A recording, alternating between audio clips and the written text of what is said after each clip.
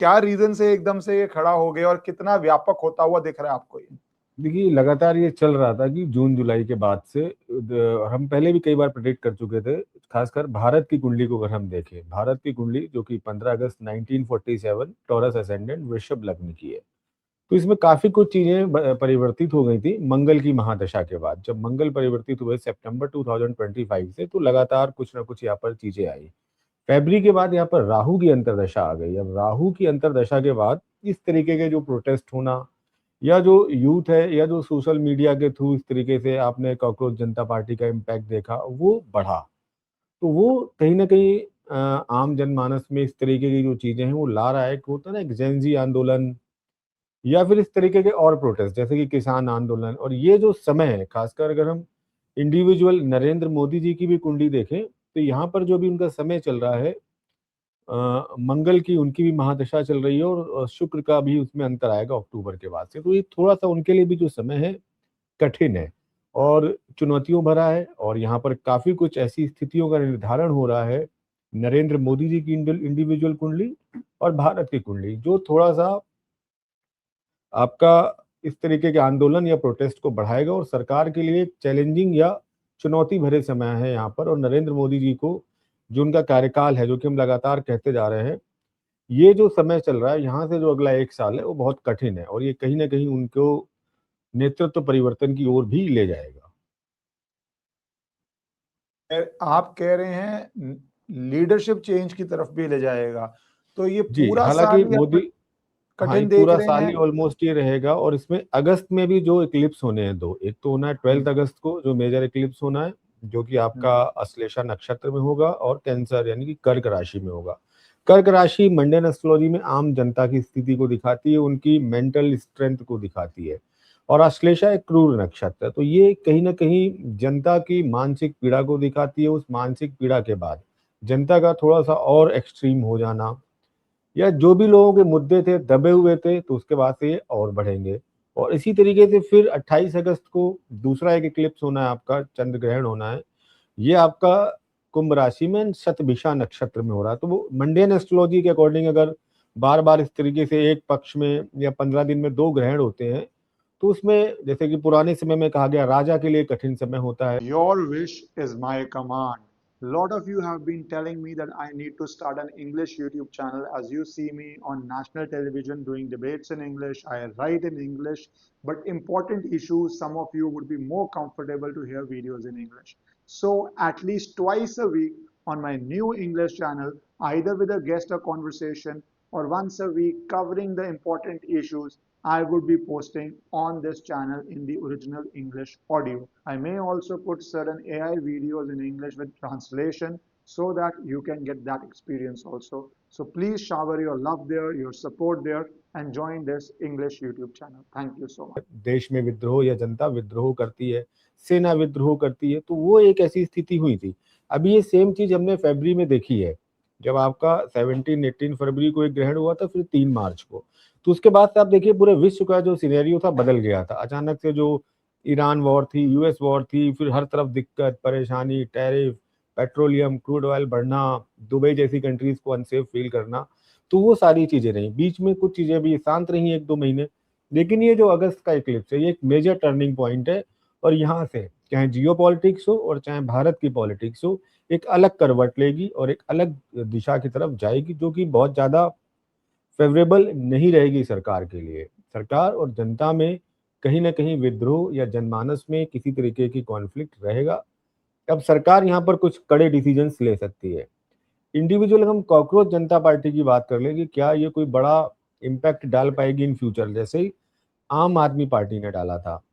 तो 16 मई 2026 में इनके जो फाउंडेशन उन्होंने अनाउंस की थी, उसके अकॉर्डिंग जो अगर हम चार्ट बना लेते हैं इनका, तो कैप्रिकॉन असेंडेंट का बनता है। और यहाँ पर अभी देखिए इनको जो अंतर चल रहा है सूर्य में राहु का अंतर, राहु का इम्पैक्ट इनका जहां तक खत्म हो जाएगा सितंबर 2026 में। तो मुझे ये बहुत ज्यादा इम्पैक्टफुल डालती हुई नहीं दिखती है कि आगे किसी पॉलिटिकल पार्टी में कन्वर्ट हो जाए या भारत की राजनीति में कोई एक्टिव रोल प्ले करे यहाँ के जो भी लोग हैं।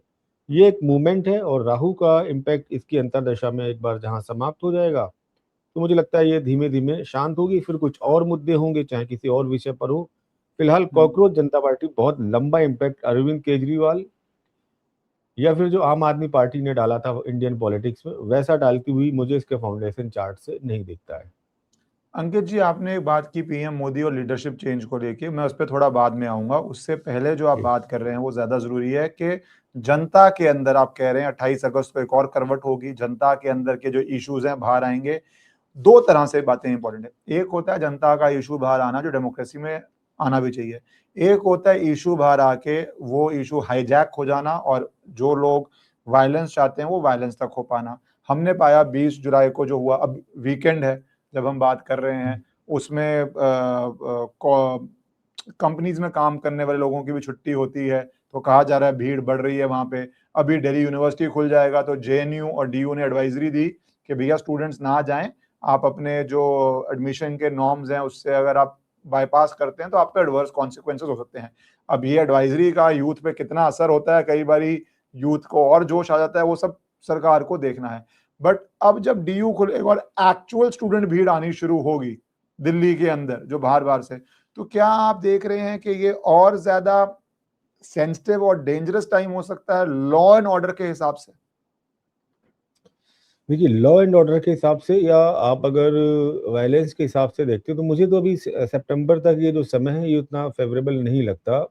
और अगस्त में भी जो दो मेजर शिफ्टिंग होनी और बाकी आप बोल रहे हैं स्कूल्स भी और यूनिवर्सिटीज भी खुलने वाली हैं, तो ये बढ़ेगा और ये थोड़ा सा भी उग्र रूप ले सकता है और मुझे लगता है कि सरकार के लिए चिंता का विषय तो बनेगा ये। मैंने कहा ये जो एक पक्ष में दो ग्रहण पड़ रहे हैं ये सरकार को एक ऐसी स्थिति में ला देंगे जहां पर वो कॉम्प्रोमाइजिंग पोजीशन में हो सकती है और वहां पर मुझे बहुत ज़्यादा उम्मीद भी है कि आने वाले टाइम में धर्मेंद्र प्रधान का रिजाइन ले सकती हो सकता है इमीडिएट अभी ना ले किसी प्रेशर में। लेकिन जैसे हमने धर्मेंद्र प्रधान जी जो कि 26 जून 1969 तालचर उड़ीसा का बर्थ है, केतु की महादशा भी रन कर रहे हैं और इस केतु की महादशा में एक जो मेजर अभी इम्पैक्ट आना है इनका अक्टूबर के बाद मुझे लगता है कि ज़्यादा एक इम्पैक्ट आएगा। तो वो कहीं ना कहीं देखिए इनके लिए विकट परिस्थितियां तो खड़ी कर ही रहा है और ये समय शुरू हो गया था इनका 10 फरवरी 2026 से इसी साल, जब केतु में बुध का अंतर आया था धर्मेंद्र प्रधान जी का। तो ये 10 फरवरी के बाद से लगातार मुश्किल कर रहा है और मुझे लगता है कि अक्टूबर के आसपास ये और एक्सट्रीम पे होगा। तो मुझे अभी से अगले एक दो महीने में अब सरकार कोई भी डिसीजंस ले और कहीं ना कहीं ये जो जन आक्रोश है उसको शांत करने के लिए, क्योंकि मेन मुद्दा अगर है इस टाइम कहीं फंस रहा है तो प्रधान का इस्तीफा, बाकी सारी चीजों पर ऑलमोस्ट कॉम्प्रोमाइज हो रहा है। तो मुझे लगता है आने वाले टाइम पर रिजाइन ले सकती है पार्टी इनसे और इनकी जो क्योंकि दशाएं अभी हैं ये भी इनके लिए मुश्किल भरी है। क्योंकि अभी तक पार्टी का स्टैंड बहुत क्लियर है कि हम रिजाइन नहीं लेंगे, क्योंकि इस जी। पार्टी में रिजाइन ऐसे प्रेशर पे नहीं होता पब्लिक, और उसके लिए तर्क दिया जाता है कि भाई जनता ने वोट किया है, जनता को पसंद नहीं है, अगले चुनाव में वोट आउट कर दे। और ये अगर एक की प्रेशर के अंदर आएंगे तो फिर नेक्स्ट डिमांड क्या हो जाएगी। बट आप जब चार्ट देख रहे हैं तो आपके अनुसार ये संभावना है, और देखिए बड़ी हम संभावना बिना है कि बिना बायस्ड रेजिग्नेशन हुए होगी। और बिना आसपास के माहौल को जांचे हुए हम इसीलिए डेटा भी शेयर करते हैं जो उनका ऑफिशियल डेटा है जो उन्होंने दे रखा है हर जगह। उस डेटा के हिसाब से तो मुझे उनका समय ठीक नहीं लगता और उसका एक रिफ्लेक्शन देखिए फरवरी के बाद से उनका समय ठीक नहीं था, नीट पेपर लीक होना, लगातार कंट्रोवर्सी में पड़ना और ये लगातार बढ़ रहा है। तो ये कहीं ना कहीं पॉलिटिक्स में उनके लिए डिफिकल्टीज तो ला रहा है और अपनी पोजीशन सस्टेन करने में उनको दिक्कत आने वाली है। और ये दिक्कत मुझे लगता है कि इसकी परिणति या अंतोगत्वा परिणाम उनका रिजाइन हो सकता है और एस्ट्रोलॉजिकली इस चीज को बड़े आसानी से उनके D9 और D10 चार्ट में देखा जा सकता है। जी, पर बड़ा सवाल ये आता है जब जन आक्रोश की बात हो रही है और बहुत लोगों को आपत्ति भी हुई कि वहाँ पे जिस तरह की भाषा का प्रयोग हो रहा है, जिस तरह गाली गलौच हो रहा है, भाषा क्या बोलना, गालियाँ हो रही हैं अब, और जिस तरह वहाँ पे एक माहौल हो रहा है, क्या धर्मेंद्र प्रधान के रिजाइन से भी आपको लगता है चीजें सिमट जाएंगी? क्योंकि अभी डिमांड ये है पर डिमांड्स चेंज, या ये आपको लगता है कि धर्मेंद्र मुझे प्रधान रिजाइन अब एक सिर्फ मिडवे स्टॉप है कि ये डिमांड है अभी, क्योंकि अभी आप ये नहीं मान रहे, और ये आंदोलन, अगर मैं इस आंदोलन की बात करूं या इसमें जो जुड़ रहे हैं आंदोलन, वो और भी बढ़ता जाना है, और इस एक स्टेप से खत्म नहीं होना और प्रॉब्लम मैनीफोल्ड बढ़नी है? नहीं, मुझे ऐसा बिल्कुल भी नहीं लगता कि आंदोलन बहुत लंबा आंदोलन चलना है या अन्ना मूवमेंट की तरह बहुत बड़ा आंदोलन चलना है। ये एक दो महीने का और इम्पैक्ट मुझे दिखता है और थोड़ा सा ये भी एग्रेसिव जरूर हो जाएगा अगस्त के महीने में बट सितंबर एंड तक मुझे ये आंदोलन बहुत बड़ा आंदोलन या कोई बहुत बड़ा इम्पैक्ट करते हुए कहीं से भी नहीं दिखता। ये मैं केवल एस्ट्रोलॉजिकली बोल रहा हूँ, कॉकरोच जनता पार्टी, क्योंकि कृतिका नक्षत्र में जब उन्होंने अपनी घोषणा की रात को 23:37 पर, 8th हाउस का इम्पैक्ट था, क्योंकि ट्रांसफॉर्मेशन सडन इवेंट्स को दिखाता है 8th हाउस। वहां पर उनका जो दशा भी मिल गई उनको, सूर्य यानी 8th लॉर्ड की मिली, अंतरदशा भी उनको राहु की मिल गई। क्योंकि इस तरीके से जो जितने भी आपके सोशल मीडिया या वायरलेस कम्युनिकेशन या इस तरीके के जितने प्रोटेस्ट होते हैं, तो अचानक, अगर आपने एक वर्ड यूज किया अचानक 15 दिन में, तो ये राहु का एक नेचर होता है कि किसी भी चीज को इसके लिए लंबा समय नहीं चाहिए। वो रातों रात आपकी कोई एक रील वायरल हो जाएगी, हजारों लोग करोड़ों लोग आपको जान जाएंगे, तो ये वही राहु का इम्पैक्ट है। तो ये तो कन्फर्म मुझे लगता है कि कॉकरोच जनता पार्टी इतना ज्यादा अकेले सरकार को दिक्कत में नहीं डाल पाएगी कि ये उसकी वजह से सरकार पूरा घुटने पे आ जाए। क्योंकि हम इसके बाद अगर भारत का भी चार्ट लेते हैं, तो भारत का जो चार्ट है वो बहुत मजबूत है, वो नेपाल की तरह नहीं है। भारत का चार्ट है वृषभ लग्न का, अष्टक वर्ग में फर्स्ट हाउस में बहुत अच्छे नंबर है 44। तो यहाँ जो डेमोक्रेटिक या जो लोकतांत्रिक वैल्यूज है बहुत मजबूत रहने वाली है। वीडियो को 5 सेकंड के लिए इसलिए पॉज किया है क्योंकि मेरी आपसे रिक्वेस्ट है कि अगर आपको पसंद आए तो आप इस वीडियो को लाइक और चैनल को सब्सक्राइब कर लीजिए। तो यहाँ पर भारत में कम से कम अभी मंगल, जो कि फोर्स दिखाता है, आर्मी दिखाता है, उसकी दशा चल रही है। और ये जो प्रभाव आ रहा है, तो मुझे ऐसा लगता है कि सरकार स्ट्रॉन्ग स्टेप लेगी इनके अगेंस्ट में। भारत में कम से कम जो नेपाल वाला हमने देखा था कि पॉलिटिशियंस भाग रहे हैं एयरप्लेन से, हेलीकॉप्टर से, आग लग रही है, तो ये एस्ट्रोलॉजिकली कंफर्म है कि कॉकरोच जनता पार्टी वो इम्पैक्ट कर नहीं पाएगी। इसलिए नहीं कर पाएगी, एक तो इसमें फाउंडेशन चार्ट और इसमें एस्ट्रोलॉजिकली स्ट्रेंथ नहीं दिखती कि उतना बड़ा इम्पैक्ट करे। दूसरा, इंडिया का फाउंडेशन चार्ट या इंडिया की करंट दशाएं, अंतरदशाएं या ट्रांजिट इतनी मजबूत है कि देखिए, अगर जो as per law, as per rule ये कर रहे हैं वहां तक तो ठीक है। अगर कोई भी चीज ऐसी होती है तो सरकार यहाँ पर इंटरनल सिक्योरिटी के मामले में कोई कठिन कदम उठाने में बिल्कुल भी नहीं हिचकेगी।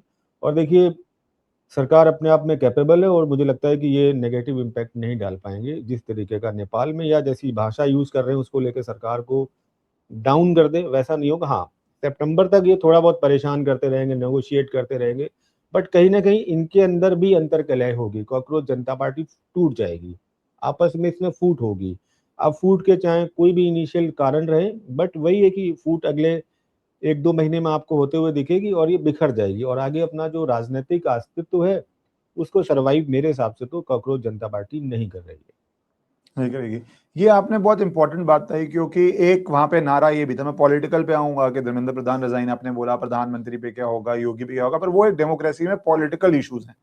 ये जो देश को नेपाल बनाने की कॉल है या पार्लियामेंट पे हमला की कॉल है, आप उसका कोई खतरा नहीं देख रहे, आप उसका कुछ नहीं पर रहे। पॉलिटिकली जो होना है वो तो हो ही जाएगा, बट वो एज अ हो नेशन उस पे आपको नेपाल, बांग्लादेश, श्रीलंका, वो वाले जो फैक्टर्स जुड़े हैं, वो एस्ट्रोलॉजिकली आपको नहीं भारत में होता हुआ दिख रहा। बिल्कुल, मैं डैम श्योर हूँ भारत की अखंडता पर, संप्रभुता पर किसी भी तरीके का कोई भी संकट इस तरीके के मूवमेंट नहीं कर सकते हैं जो उग्रता के साथ हो, हिंसा के साथ हो। भारत का खुद का फाउंडेशन चार्ट बहुत मजबूत है और इस टाइम मंगल जैसी प्रभावी दशा का इम्पैक्ट, ट्रांजिट में शनि 11th हाउस में चल रहे हैं, अच्छी कंडीशन में चल रहे हैं। मुझे कहीं से भी नहीं लगता कि सरकार कम से कम हिंसा के मामले में कोई कॉम्प्रोमाइज करेगी या ये उस तरीके से हावी हो जाएंगे कि संसद पर अटैक कर दे, प्रधानमंत्री कार्यालय पर जाके अटैक कर दे, नेताओं को भागना पड़े। तो ऐसी बिल्कुल भी स्थिति नहीं है और लोकतंत्र पूरी तरीके से यहाँ बरकरार रहेगा। पॉलिटिकल इश्यूज हैं, बातचीत के जरिए जो सुलझ सकते हैं सरकार जरूर सुलझाएगी, लेकिन जहां पर हिंसा की बात आएगी, उग्रता की बात आएगी, तो भारत में नेपाल जैसी स्थिति का 1% भी नहीं हो पाएगा। और उसमें सरकार और भारत की कुंडली खुद इतनी सक्षम है कि कोई कठिन लॉ डिसीजंस ला के अपनी जो इंटरनल सिक्योरिटी उनको मजबूत कर सकती है। ये सबसे जरूरी बात है।